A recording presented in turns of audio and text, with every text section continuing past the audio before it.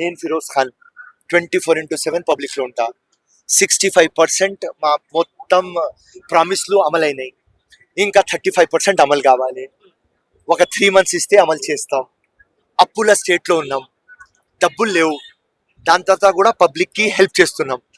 అక్కడనే మాకు క్రెడిట్ ఇవ్వాలి, అక్కడనే మాకు ప్లస్ పాయింట్ ఇవ్వాలి. మీరు డబ్బులు ఉన్న తర్వాత మేము ఇవ్వకపోతే అది వేరే మాట. డబ్బులు లేవు, దాని తర్వాత కూడా ఇస్తున్నాం. ఇంకా ఒక 3 monthsలో టోటల్ స్కీమ్లు 100% అమలైతాయని మీకు హామీ ఇస్తున్నాం. అమ్మ, ముఖ్యమంత్రి టోటల్ వరల్డ్ తిరుగుతున్నాడు, ఇండియా తిరుగుతున్నాం. వరల్డ్ బ్యాంక్ కానీ నేషనలైజ్ బ్యాంక్ కానీ అందరితో మాట్లాడుతున్నాం. తెలంగాణ సర్ప్లస్ స్టేట్ కాబట్టి డబ్బులు వచ్చే మొత్తం ఉన్నాయి స్కోప్లు. తప్పకుండా డబ్బులు తీసుకువస్తాం. ప్రజలకి ఏమేమి వాదా చేస్తాం తప్పకుండా అది హామీలు మేము క్లియర్ చేస్తాం. మనం అసెంబ్లీలో చూసుకుంటున్నా కూడా, అసెంబ్లీలో అయితే మనం చూస్తున్నాం రోజుకు ఒక వేషం వేసుకొని అయితే బీఆర్ఎస్ పార్టీ వాళ్ళు వస్తున్నారు కదా ఎమ్మెల్యేలు. మరి దీని గురించి మీరు ఏమనుకుంటున్నారు? వాళ్ళ టీఆర్పీ నడవాలి కదా. పబ్లిక్ ఇంట్లో కూర్చోపెట్టేస్తున్నారు. ఎంపీ ఎలక్షన్ లో 0 ఇచ్చినారు. దాని తర్వాత ఇప్పుడు లోకల్ బాడీ ఎలక్షన్స్ ఉన్నాయి.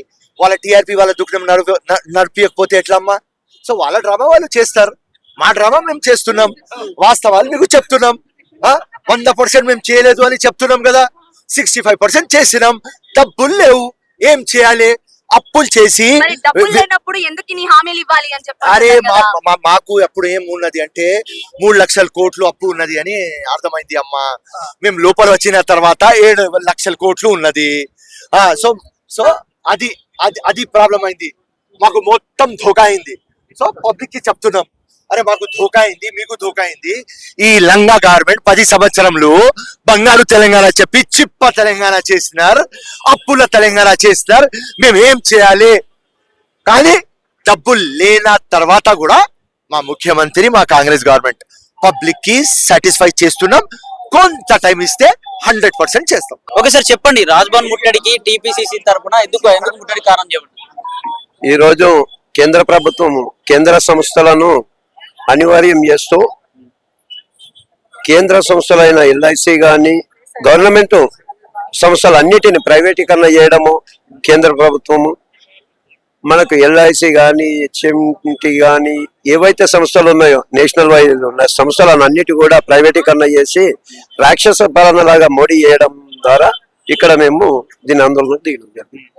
ఓకే, రాజ్భవన్ ముట్టడి కార్యక్రమం తీసుకొచ్చారు. అంటే రాష్ట్రంలో ఎన్ని సంక్షేమ పథకాలు తీసుకొచ్చారు, అన్ని అమలు చేయలేకపోయినారు. ఇప్పుడు కేంద్రం గురించి మాట్లాడుతుంది కాంగ్రెస్, బీజేపీ వాళ్ళంటారు. దానిపైన ఆదాని అంబానీతోని ఒప్పందాలు చేసుకొని కేంద్రం అయితే ఏవైతే కర్మాగారాలు ఉన్నాయో వాటిని ప్రైవేటీకరణ చేసుకుంటూ పోతున్నందుకు మరియు ఇక్కడ చేయలేదనేది, రాష్ట్రంలో చేయలేదనేది ఎవరు కూడా అన్నారు. మేము వచ్చిన 1 year లోపే 6 గ్యారెంటీలను కూడా అమలు చేస్తున్నాం. కాబట్టి రాష్ట్రంలో అంతా మంచిగా ఉంది, కేంద్రం చేసే పనులు బాగాలేవు కాబట్టి ఇలా చేస్తాం. పూర్తిగా అమలు అనేది 5 సంవత్సరాలలో చేసే పనులు మేము 1 year లోనే చేసినాం కాబట్టి చేయలేదనడానికి ఆస్కారమే లేకుంటుంది.